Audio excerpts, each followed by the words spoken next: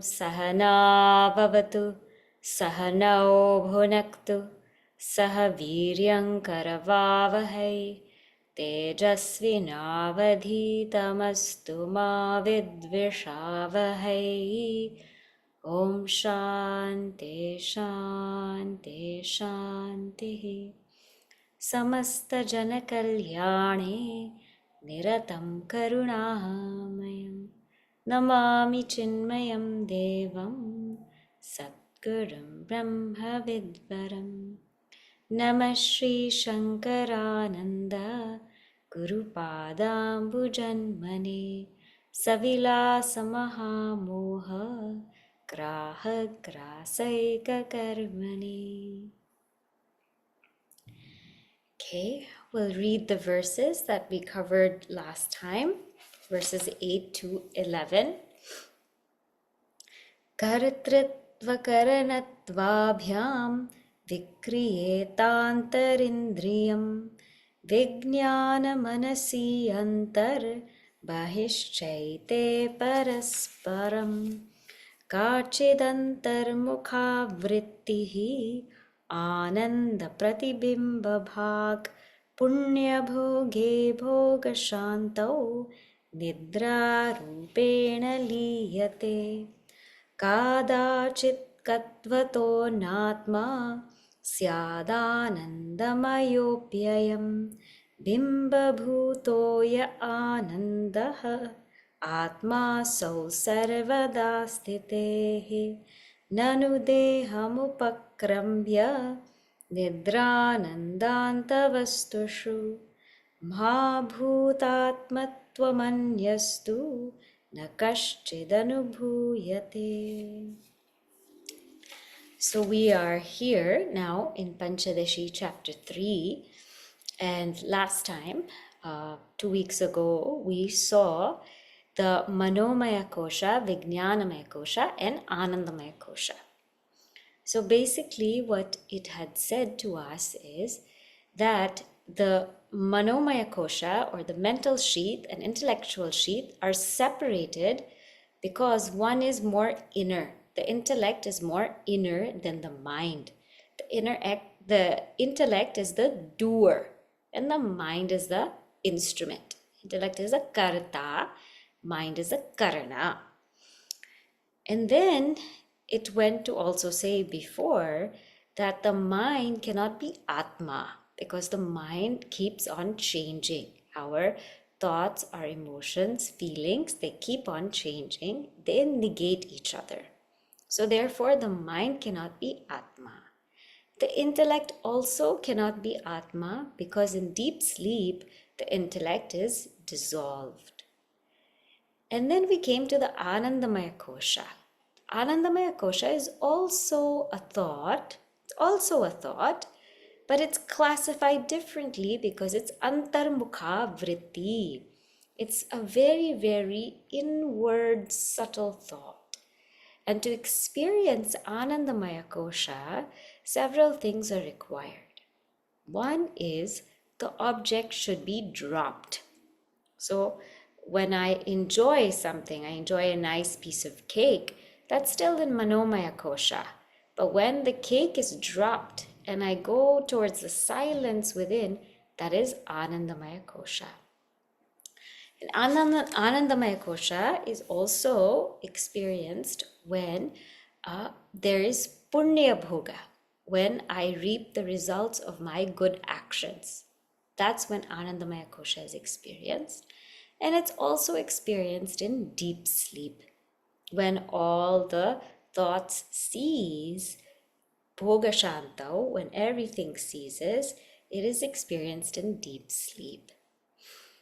So thus, we said that ānandamaya-kośa cannot also be the self because it is temporary.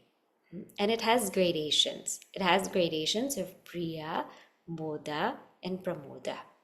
So something can happen on seeing an object, or maybe like a sunrise, I can go inward. Something can happen while holding an object. When I hold somebody's hand, I can go inward. That's moda. And pramoda is something can happen when I become one with an object, such as when I eat a sweet or when I hug someone completely, my thoughts can go inward. That is pramoda. So there's gradations to this ānandamaya-kośa, and it's not experienced all the time.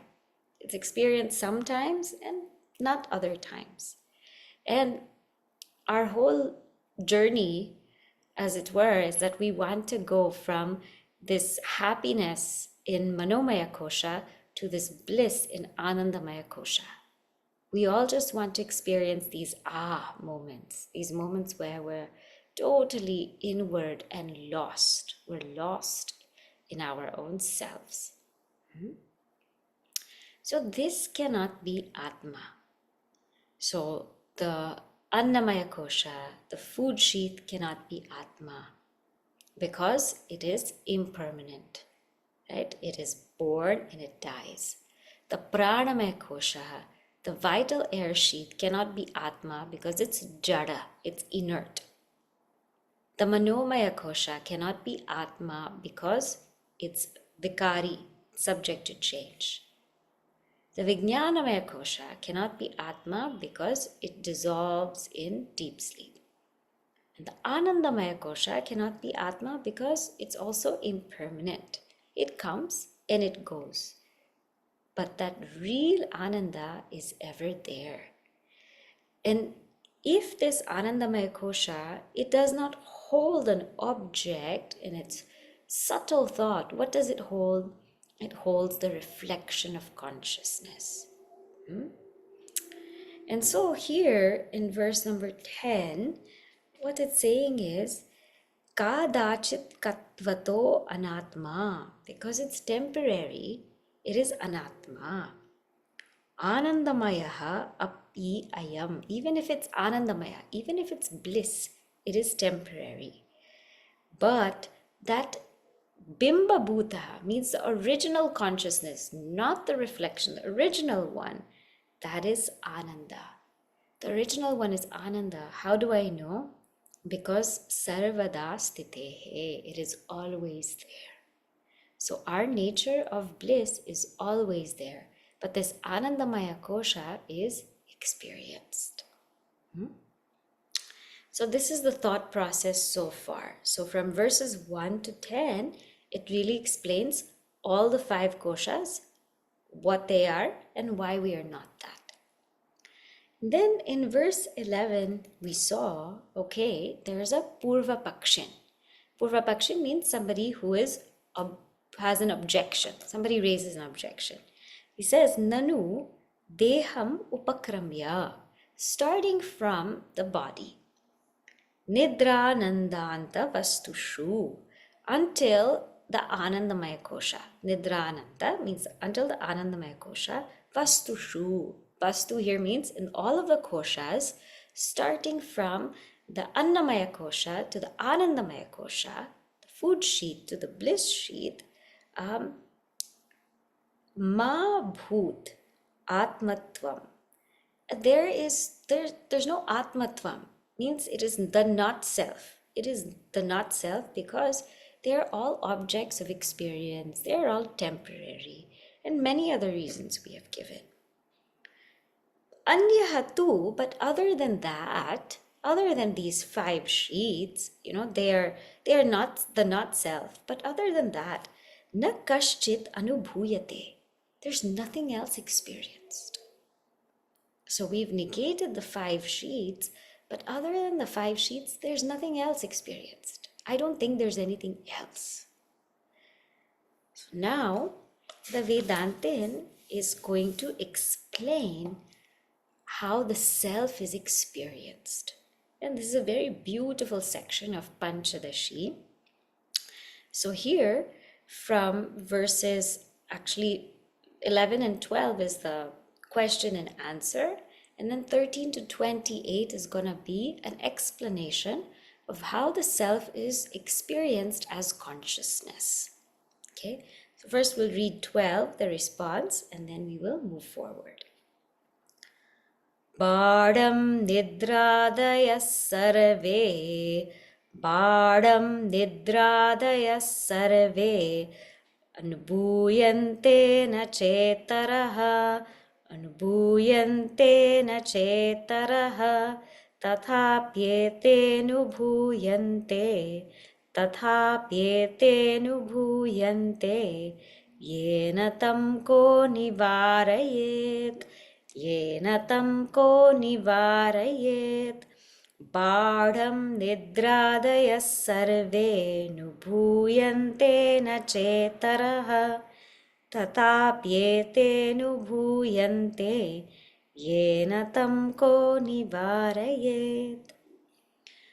So the Vedantin answers, it says Bādam. Bādam means true. What you said was true. But this true is only half true. What you said is true. Nidrādayaha means of all of the 5 sheaths, from annamaya-kośa to ānandamaya-kośa, sarve anubhūyante, all are experienced, natcha itaraha, means and nothing else. It's true what you're saying, that all 5 sheaths, they are experienced and nothing else is experienced. So I agree, all 5 sheaths are experienced. Other than that, nothing is experienced.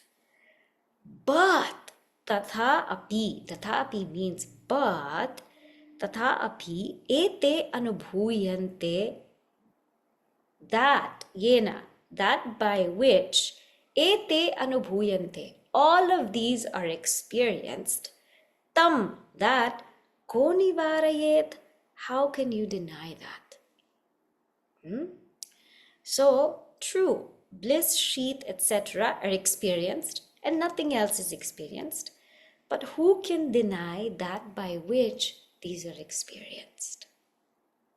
So what Advaitin is saying, if you're experiencing something, there must be an experiencer. How can you deny that? How can you deny that there is an experiencer behind the experience? Have you ever had an experience without any experiencer? No. So, because everything is experienced, there has to be an experiencer. To say that there is no experiencer for something that is experienced is illogical. We have never had that experience. So, we cannot deny the experiencer. It's true, nothing else is experienced, but we cannot deny the experiencer. Now, how is the experiencer experienced? So this is what's taken up now in verse number 13. Swayamevanubhutitvat Swayamevanubhutitvat Vidyate nanubhavyata Vidyate nanubhavyata Nyatra jnanantara bhavat Nyatra jnanantara bhavat Agneyo natva sattaya Agneyo natva sattaya Swayamevanubhutitvat Vidyate nanubhavyata Nyatra jnanantara bhavat Agneyo natva sattaya. So what it's saying here is Swayam eva anubhutitvat. The self is of the nature of experience. A very beautiful answer. Swayam eva anubhutitvat. The self cannot be experienced because it is of the nature of experience. It is of the nature of experience. Vidyate, and it is known that way. Na anubhavyata, and it is not an object of experience. The self is of the nature of experience. It is not the object of experience. Nyatra jnanantara bhavat means there is no other nyatra. Nyatra means knower. There is no other knower and no other jnana, knowledge, other than it. Jnatra jnanantara abhavat. There is no other knower, knowledge other than it. And that's why agneyaha, that's why it is unknown. Na tu asattaya, and not because it's not there. So the self is unknown, not because it's not there, but because it cannot be objectified, because it is of the very nature of experience itself, and because there is no other knower or knowledge other than it. So let us see one by one. First is the nature of the self is experience. Now see, how do we experience anything? How do we experience anything? How is it that our eyes are able to see, our ears are able to hear, speech is able to speak? How? Because the self illumines it. So that self itself is of the nature of experience because it's ever experienced. It's ever experienced as that which illumines all experiences. We are constantly having experiences, correct? We are constantly having experiences. In the waking state, we are seeing things, hearing, smelling, tasting, we're perceiving the world. In dream state, we are having experiences of dreams in our mind. Vasanamaya jagat, it says, all the vasanas express. In deep sleep state, there is the experience of absence. So we are constantly experiencing it. Whether we are experiencing the waking world, whether we are experiencing the dream world, or the blankness of deep sleep, we are always experiencing. And that which makes us experience, that is the self. So swayam eva anubhutitvad. The nature of the self is that it is ever experienced and it makes us experience. This is the nature of the self. And that self which is ever experienced and enables us to experience, na anubhavyata, it cannot be objectified. It's not something that needs to be objectified. So when I know this bottle, I objectify it. To know this bottle, I have to bring it in front of me, and the light has to illuminate, my mind has to think of it, the eyes have to see it, I have to touch it, I have to bring it in front of me and make it an object to know it. To know this book, I have to bring it in front of me and understand it, and through my thought, make it an object of knowledge. But to know the self, do we have to bring it in front of us? Do we ever have to bring ourselves in front of us and say, I know the self? We may bring out a mirror and say, okay, I know the self. But we never have to bring ourselves in front of ourselves to know ourselves. Inherently, I am is there. Inherently, I am is there. Correct? We don't have to see to know I am. We don't have to hear to know I am. If anyone asks you if you are, say I am. And even if we don't think I am is there. I am is there even without the thought of I am. So it does not need to be an object of perception, an object in front of us, an object of thought for us to experience it. Without being objectified, the self is ever experienced as the subject. So it may be unknown as the object, but it is ever known as the subject. And jnatra jnanantara abhavat. There is no other knower but the self. There is no other knower means there is nothing else that is able to illumine except the self.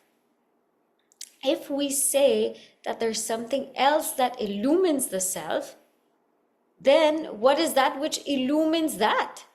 right? We get into this infinite regress. So if this is Atman and something else illumines Atman, let's say A illumines Atman, what illumines A? B illumines A. Oh, what illumines B? C illumines B. And we get into infinite regress. So there's nothing else that illumines Atman. There's nothing else that illumines. There's no other illuminator other than Atman. And there's no other knowledge possible without Atman. So without the self, without the nature of consciousness, there is no knowledge possible. There's no thought possible without consciousness. There's no knowing, there's no experiencing, there's no living without consciousness. So consciousness is not known as an object because it is ever experienced as the subject, because it can never be objectified, because there is no other knower. There's no other knower but the self. There's nothing else that will know it. And there's no other knowledge possible without the self. So therefore, this self is the subject. It is self-luminous. And we don't need to objectify to know it. Now he's going to give a very nice example to explain how we don't have to objectify the self to know it. Because so many times people ask this question, but how do you know the self? How do you know that the self is real? Is it just inference? Is it just logic? No, it's an actual experience. Let us see this example. It will make it a little bit clearer, this concept. Verse number 14. Madhuryadi swabhavanam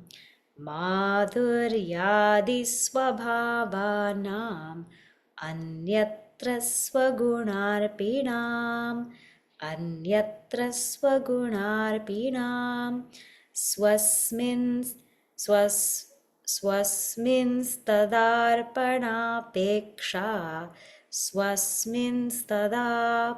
tadarpanapeksha no na chastyanyadarpakam madhuryadi swabhavanam anyatra swagunarpinam swasminstadarpanapeksha no na chastyanyadarpakam.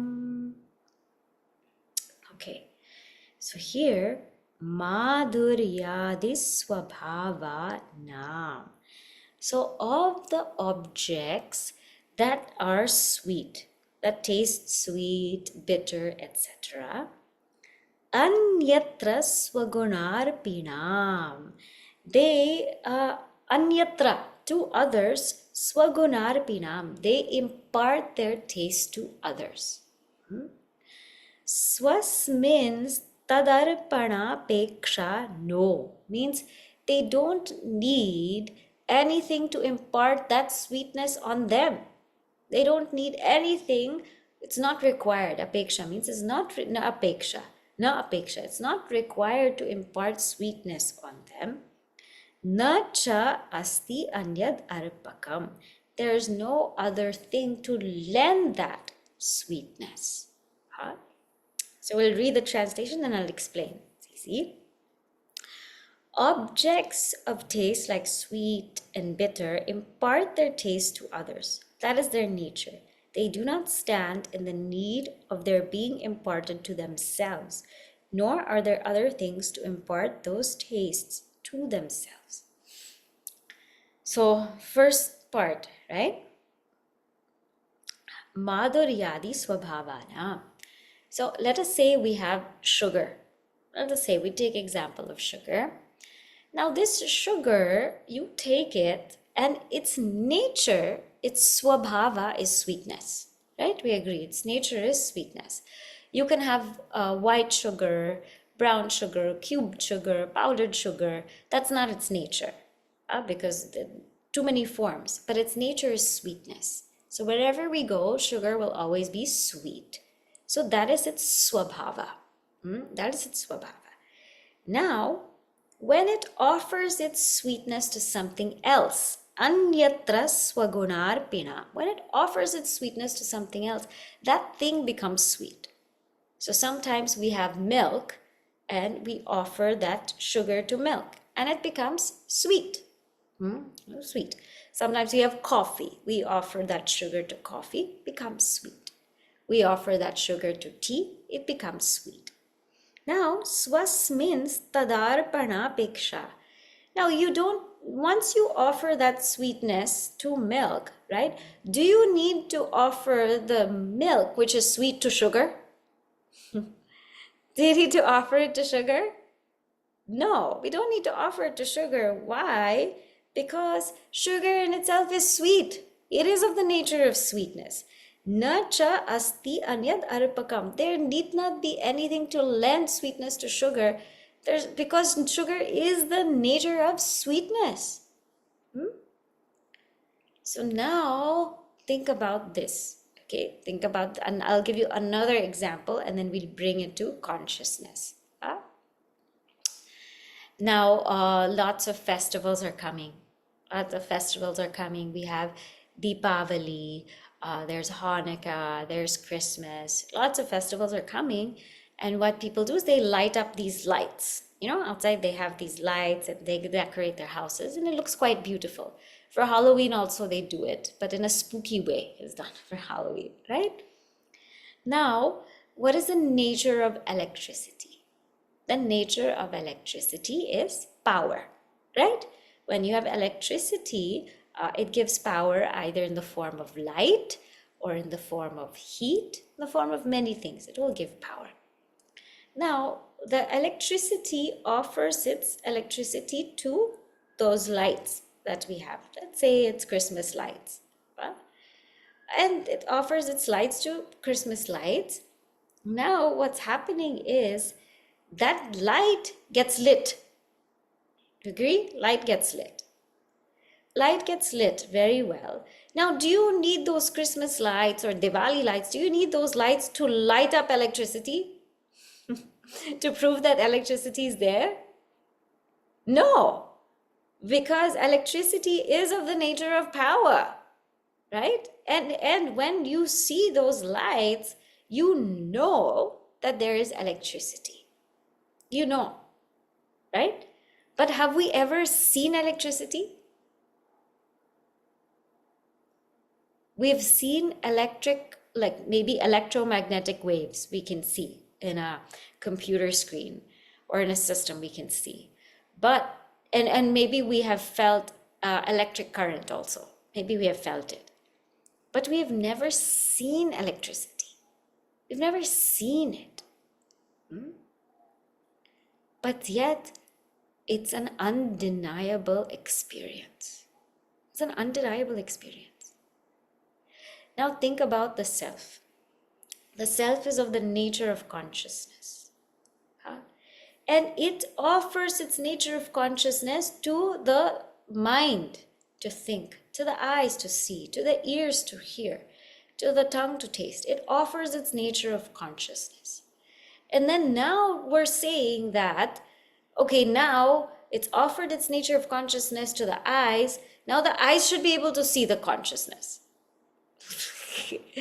Right? The ears should be able to hear the consciousness. It's like saying the electricity offered its light to those Christmas lights. Now the Christmas lights should know the electricity. Does that make sense? Doesn't make sense, right? So the consciousness has offered its consciousness to the mind, to the eyes, to the ears. It's that by which these function. So why are we going to need these things to light up consciousness, to know consciousness, to illumine consciousness? Consciousness itself is illumining that. And consciousness, it doesn't require that because its essence is consciousness. And there's nothing else, there's no other consciousness but that. So sometimes we feel like, are we just inferring that there's consciousness? Are we just inferring it? First of all, to have any inference, we have to have pratyaksha. We have to have direct perception, because all inference is based on direct perception. Like wherever there is smoke, there is fire. It's based on direct perception that at one time I saw smoke and fire together. So therefore now I infer wherever there's smoke, there is fire. Consciousness is not an inference. We're not saying that we infer consciousness because we are conscious beings. We are saying that just like we know that there's electricity behind the light, even if we have not seen electricity, there's electricity behind the heater, even if we have not seen it, there is consciousness behind my conscious mind, behind my conscious sight, behind my conscious hearing. There is consciousness. And we're not inferring it because experientially, it's an undeniable presence. Even if we don't see, even if we don't hear, even if we don't smell, taste, touch, even if we don't think, awareness is still there. It's an undeniable presence that we ever experience. But because we cannot objectify it, we feel it is not there. That's the issue that we bump into. That's the issue that we bump into, right? So therefore, it doesn't need anything to illuminate, and it is quite foolish for us to ask anything to illuminate, because it is that by which everything functions.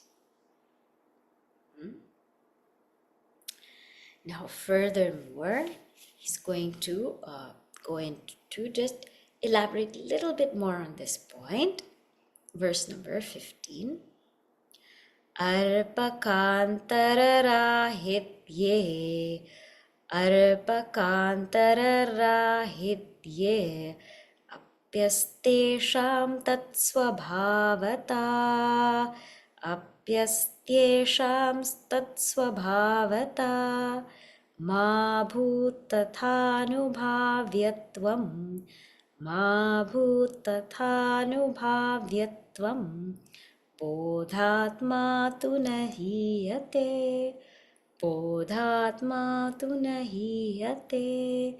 arpakantararahitye apyastyesham tatsvabhavata ma bhutathanubhavyatvam bodhatmanu nahiyate.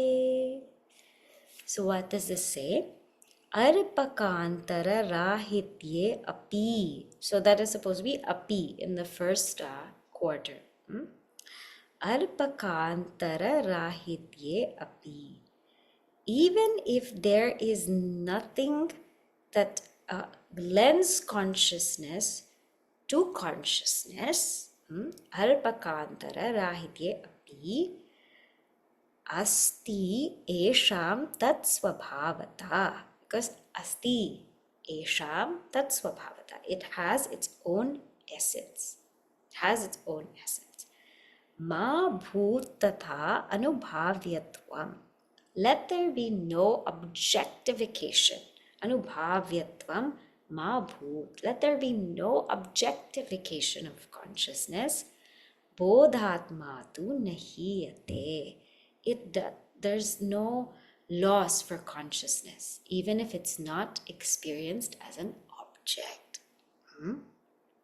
So just as there's nothing to hinder a thing from possessing its natural flavor, even without being flavored by another thing, even so the self there stands foursquare as the experiencer, even when it is not experienced as the object of experience.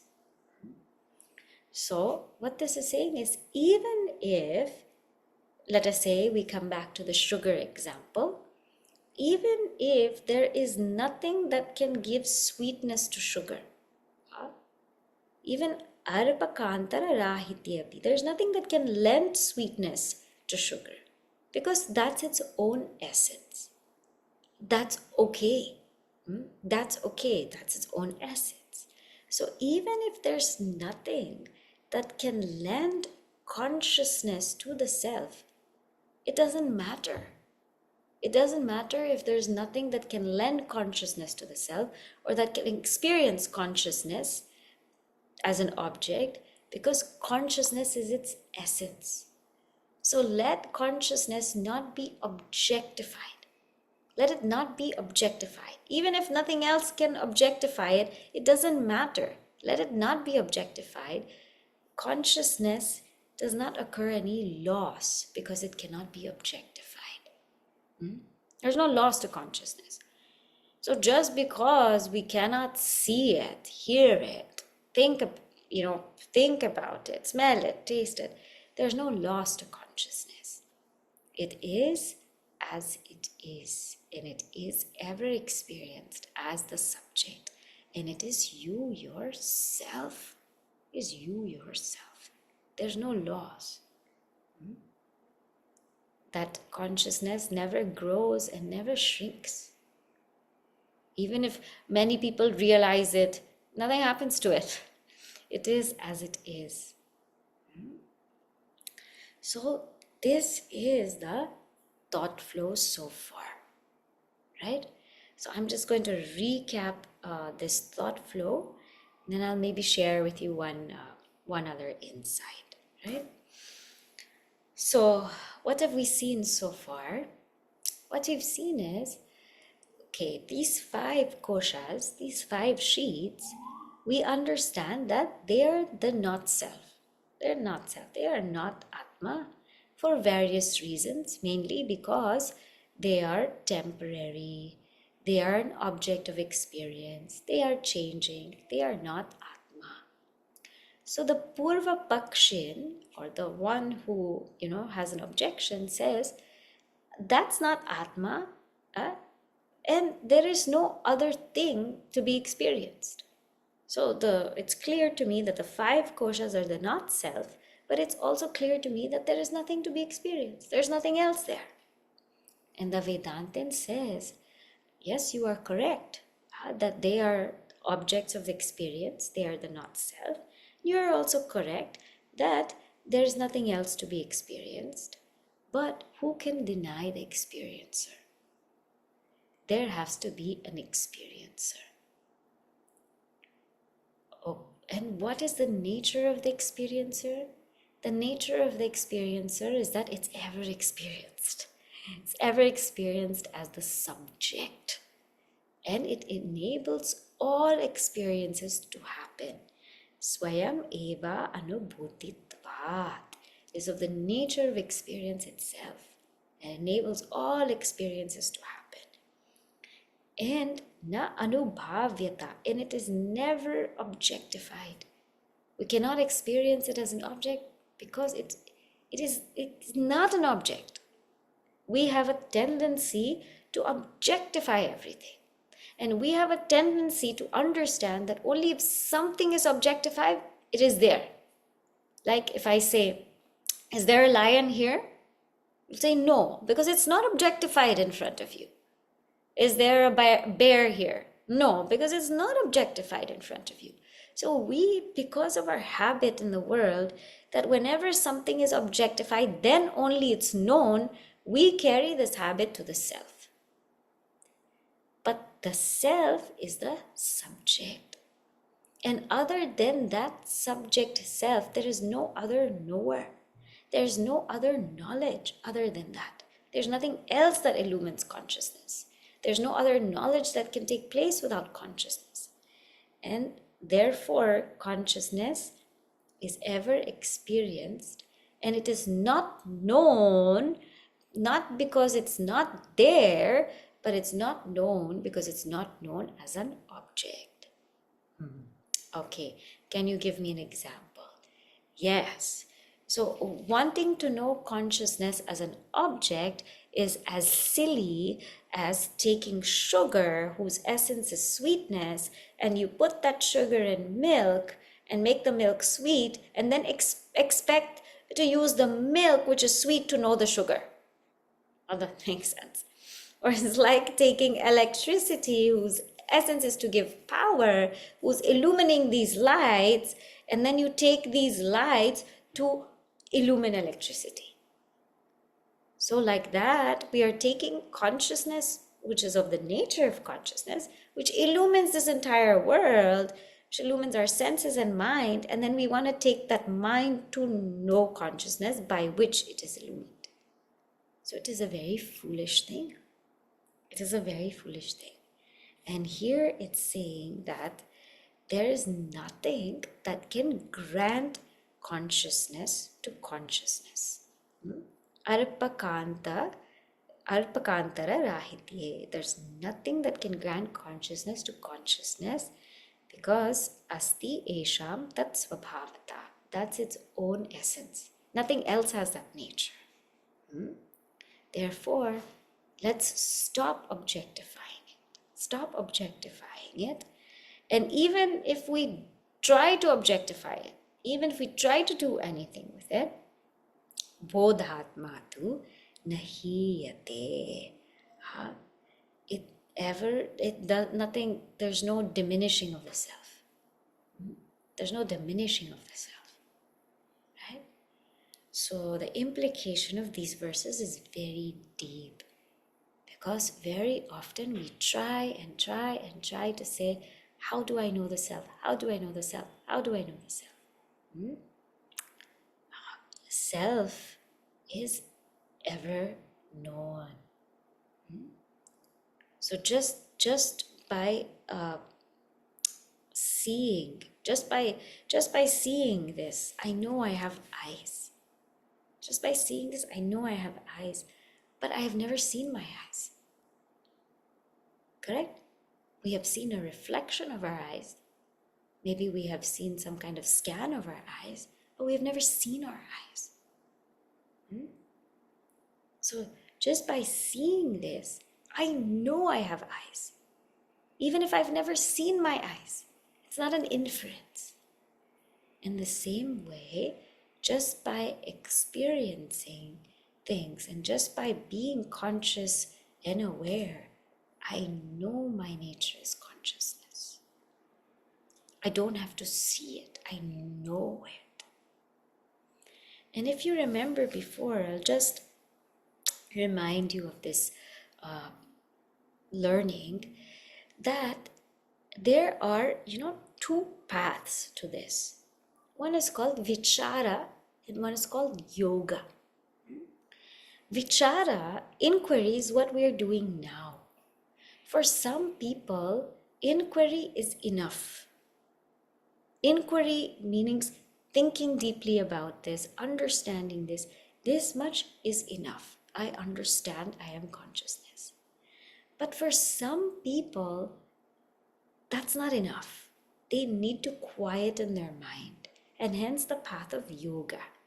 The path of yoga, using yoga to quieten the mind, is to directly understand that I am awareness. When all the mind and senses are shut off, then awareness alone is. And that awareness is evident. So therefore, we have to determine what we need to do. For some people, the path of vichar, inquiry, is enough. No need to do anything. For some people, the path of yoga is enough. No need to do anything. And for some, vichar and yoga, both are required. So we have to see for ourselves how true this is to us. Because at the end of the day, what matters is we are that awareness, right? And we have to realize that. Okay? So with this, we will stop here. It will go on. It's a very nice section in Panchadashi. It will go on to explain the nature of consciousness through different methods and means to make things clearer for us. So I'll say the closing prayer. Then if there are any questions, we can take that up. And then we sit quietly. Om Purnamadav Purnamidam Purnat Purnamudachyate Purnasya Purnamadaya Purnameva Vashishyate. Om Shanti Shanti Shanti. Harihi Om Shri Gurubhyo Namaha. Harihi Om.